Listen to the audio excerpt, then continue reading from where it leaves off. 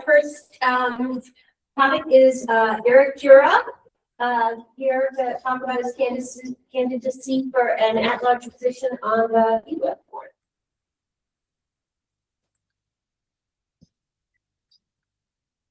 Good evening, and this is a short presentation that will not be by PowerPoint, I promise. My name is Eric Jura. I live in the Bethel neighborhood, actually sort of right down the road from you guys. And I'm running for the EWEB Commissioner at Large position. We'll be coming up for a vote in the primary election on May 19th. I'm going to talk a little bit about you're too far ahead. Go back one. There we go. A little bit about my history, a little bit about what I do here in Eugene with my free time, and a little bit about what I think what some of the issues are for my campaign and so forth. So biography, 21 years of military service, a veteran, 20 years teaching engineering and science at various public colleges and universities, including Road Community College and Olympic College in Bremerton, Washington, which is also a community college. 5 years, I served for 5 years on the board of directors of the Medford School Board, and 4 years on the board of directors of Jackson County Library District. So, which gives me a little bit of experience with governance, the kind of governance board that EWEB has. In fact, they operate almost exactly in exactly the same way. And I've been on a bunch of budget committees over the years. So. That's all well and good. This is what I've been doing since my family and I moved here from Medford, Oregon. We lived there for 25 years, and then moved up here to get closer to family and friends and all these sorts of things. So since moving up here, I'm currently treasurer of the Active Bethel Community Neighborhood Association Board, and that's co-chaired by Lynn Woodrich, and she's very graciously agreed to endorse my campaign, and I couldn't be more pleased. I was a co-chair of a committee that did one of the citywide healthcare reforms back when the university hospital issue was a big issue and so forth. I'm chair of the Eugene Airport Advisory Committee. One of the couple of reasons for doing that, one was is during my military service, just what's not a giant black hole. 21 years, what did you do? I was in the Navy, so I flew up carriers and things like that. I'm very interested in airplanes. The other more important reason, of course, is that the airport is a huge economic driver for our area. It's a vital resource, it's a vital economic driver, and they do great work. We don't pay for it directly, that is, we don't pay for it with our property taxes. They do get some federal dollars, but it goes back into the community. So, and it's planning a giant expansion. I'm the neighborhood at-large representative for the monthly review panel. I was elected by the neighborhood leadership council to do that. I'm a board member of the city of Eugene, and with a little bit of time left over, I mentor students in Shasta Middle School. So the point of all that is to demonstrate my commitment to the community. Eugene is like a fortress. It's a refuge against the outside world. I want to keep it going. So I work very hard as hard as I can to make community work. And that's also one of the reasons that I'm at the EWEB Commission. Okay, next one. Okay, so we're almost at the end. I think some of the main issues that I'm interested in are affordability, protecting ratepayers. Affordability is a huge issue right now. Automobiles are expensive, healthcare is expensive, food is expensive, and all those sorts of things. And a lot of people are struggling with that. We had to raise rates last year, and it's almost inevitable that there are going to be more rate increases because, for example, the demand for electricity is going up. And no one knows exactly how much the demand is going up. It does seem to be the case with AI and data centers and electrification and all those different kinds of things. So one of the jobs of an EWEB commissioner is to make sure that the rates are that we scrutinize every increase and try to keep them to a minimum, and then also make sure that everybody knows they're coming well in advance so we can plan ahead for those increases and so forth. Another thing that I think is important is climate change and environmental stewardship. EWEB has a very good record on that, and they do it in a very measured way. which is good. All these things have to be balanced. EWEB's a complex operation. Anything you do has the potential to raise and those sorts of things, and that's one of the things that we need to be cognizant of and try to keep under control. Reliability and resilience. We're subject to wildfires. We're subject to possibilities. We have storm. And so those are the times when these assisted info and also can recover from disasters, get things back online as quickly as possible. Then the other part of that is it's very important for EWEB commissioners to reach out to the community. So we have a large position. In theory, that commissioner represents all of Eugene, 175,000 people with no staff, a bunch. Okay. But there are ways to do that because EWEB provides resources and so forth for EWEB commissioners to do that. I intend to take full use of those to get out in the community and meet with various groups, businesses, industry, whatever. I'll mention one last thing. There are two candidates for this position right now in the primary. The way the primary works, and you can correct me if I'm wrong, but I think you know this, is the deal is that only one of those, whichever candidate gets the most votes, advances to the general election in November. But there's only that's going to be that person's name on the ballot. Okay. There could be a write-in. That's a tough one to find. So as a practical matter, this election will determine who's going to fill that seat. So this is and the primary is typically a low turnout operation, turnout election. So if you want to have some say in who the next at-large commissioner is going to be, this is the election to vote. Okay, your vote is going to count. So this is where you're going to have a direct impact on who it is that takes that seat. And it's kind of astonishing to me that in a city of 175,000 people, there are only 2 people running, but that's the situation. So make your voices heard. Thank you very much for your time. Okay, next we'll have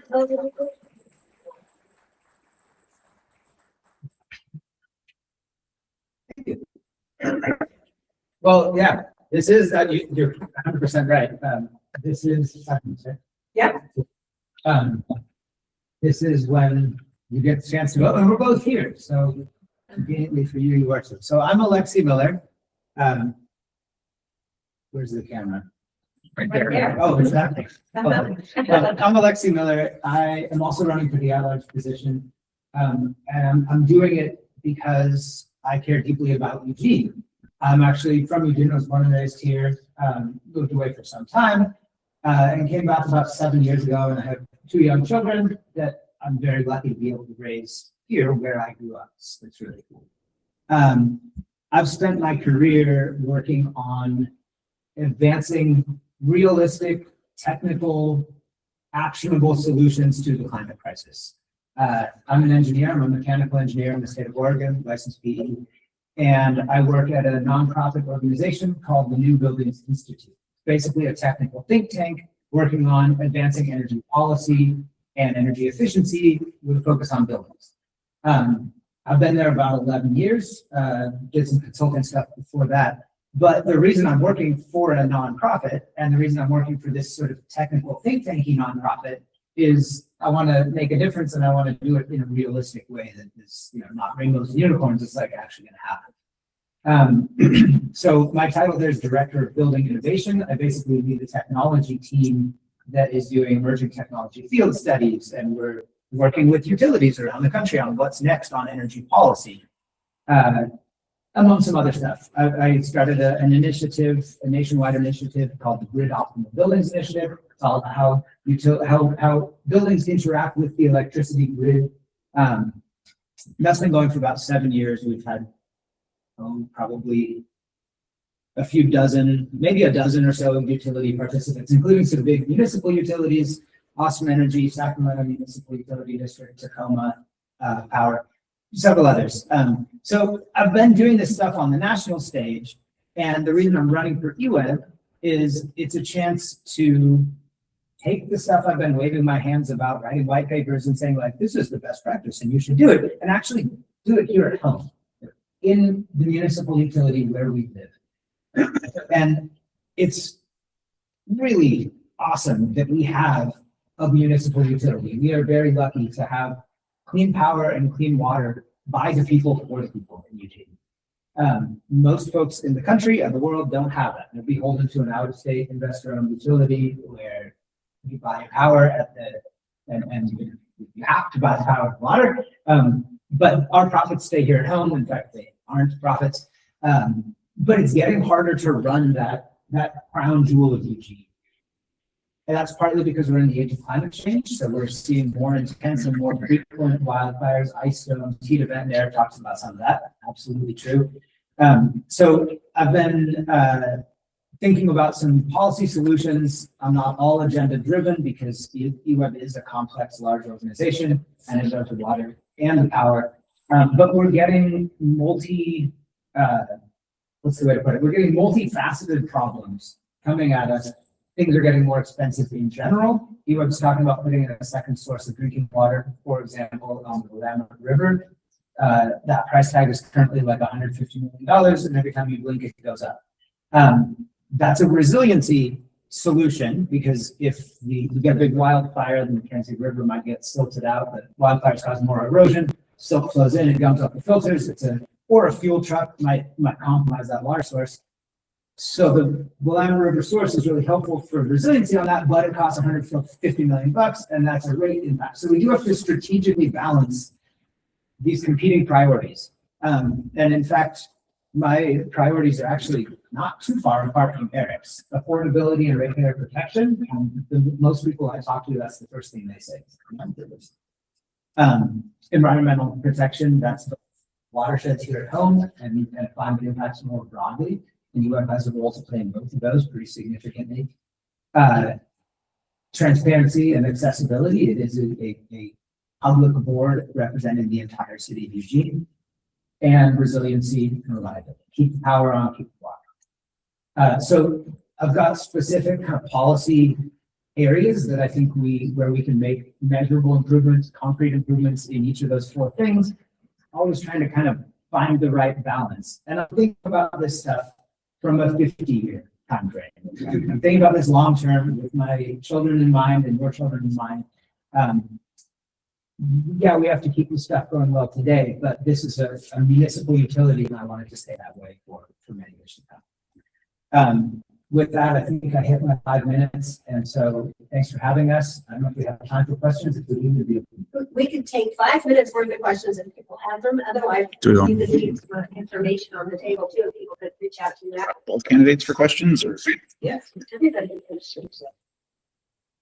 Yeah, I have a question. What would you say is the greatest threat to ratepayer protection?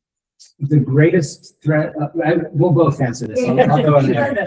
I don't, yeah. I would say the greatest threat to ratepayer protection is it's the same reason people are paying attention to energy rates and water rates. It's inflation. So that the cost of projects is going up. EWEB has a nice resilient system. For example, our electricity system, it's a loop system where each substation is fed by 2 inlets. That helps keep it up, but it's more stuff. And when those transformers get old or are undersized, you got to replace more things. So we have a really robust system, but it costs money to keep it up. And that means we have to keep spending money to keep it. EWEB has some debt, so there's debt service that's part of keeping that system running and making new investments. We don't have crushing debt, but we have to really watch that carefully because every time you issue bonds, you pay them off for many years to come. So big picture, it's the cost of running the overall system. And every time we make a big investment, like that second source, or are faced with a choice with no good options like the Lieber Dam, there's no free option. You can't get out of that without paying a significant amount of money. So we got to stack them all up, figure out which ones are going to be, think about the long term, and make the call. So I'm not sure I can tell you what the greatest one is. There's a whole bunch, and Lexi just gave a really good explanation as part of that. I'm going to piggyback on that just a little bit, and I'll mention one. The other part of that is that anything that EWEB is in a constant cycle of renewal, rebuilding, replacement, all those sorts of things. Just like anywhere in a business or anything like that, you have capital expenses. You have to get rid of old, worn-out equipment and put in new equipment, and those sorts of things. So, one of the things and Alexa mentioned this also about the new water treatment plant is anything that delays those things, the cost automatically assume that the cost is going to go up significantly. So anything that slows the project down, whether it's legal issues, meeting licensing, the federal licensing requirements for the federal government, all those sorts of things, that makes everything more costly. That's a big. The thing that I was going to mention in particular, and I mentioned it a moment ago, is the increasing demand for electricity and move towards electrification. It's every day you read articles in the newspapers and on social media and so forth. And I'm an engineer and a scientist, so I try to keep things that actually have the basis in reality. But there's a lot of stuff out there that we need to be concerned about. AI seems to offer is kind of like the next big thing, like the internet was a long time ago. We don't exactly know how big a thing it is, but I can tell you that trillions and trillions of dollars are on the line, are being bet on this being a really big thing. Okay? But in order to do that, it needs vast amounts of electrical power. It needs a lot of water for the sites and so forth, which leads to other environmental issues. The point is that it has the potential to raise demand tremendously. So there are a lot of things in the mix to try to ameliorate that system, to protect ratepayers. But all of that is amorphous. It's notional. It's aspirational. Some of that will come to pass, I think, because there's such a great danger to ratepayers. And ratepayers are rebelling, and they're letting their representatives know that this is a serious issue, and they're very, very worried about it. But that's definitely. But we just don't know how that's going to play out. And I'll stop now because there's another question. Is EWEB responsible for power poles? So is there any plan with all the fires that we have? Is there any plan for putting them underground? I know that'd be very, very expensive, but in the long run, less with so many fires that we have. Yes. Well, I took first class. Fair enough. I was talking to people from representatives of the Eugene Springfield Fire Department today. And one of the questions they posed to me was exactly along those lines, and that is given that the way they posed the question was, given that EWEB and other utilities are facing huge losses, speaking of expenses and risks to ratepayers, huge losses because of what happens with wildfires, which is devastating, awful. And people are injured or killed and so forth. What should we do about this? And we got to do a little discussion about that. And one of the things that came up was that the ultimate solution might be burying lines. I think that would be a good solution. The problem, the only difficulty is how much is it going to cost to do that? And I mean, there's the physical cost of doing the engineering and all sorts of things, but then there's also going to be licensing and environmental reviews and all those sorts of things. So I think what they sort of mentioned is maybe at least an interim solution is the idea of rolling blackouts. Nobody likes that idea. I understand why. But if there's a danger of a giant conflagration that's going to wipe out a community and kill a lot of people and destroy huge forests and so forth, for maybe a period of a few hours a day, you might be able to shut down the power so that those energized lines can't trigger a fire. Don't know if that's the perfect solution, but that's certainly something. It's being done now, and I think with climate change, it's definitely a possibility to see more.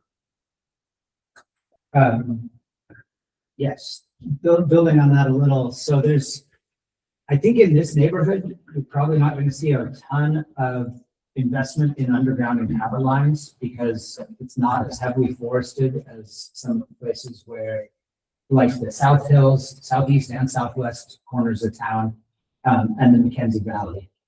The Mackenzie Valley is relevant. EWEB is actually currently in conversations to pass the electric service territory upriver to Lane Electric Co-op. So that is probably going to be out of EWEB's hands, and the question of whether to underground all those wires up in the forest is not going to be a EWEB question in the not too distant future. There are projects active right now, especially kind of uphill of Churchill, to underground wires in some specific areas, it's pretty expensive.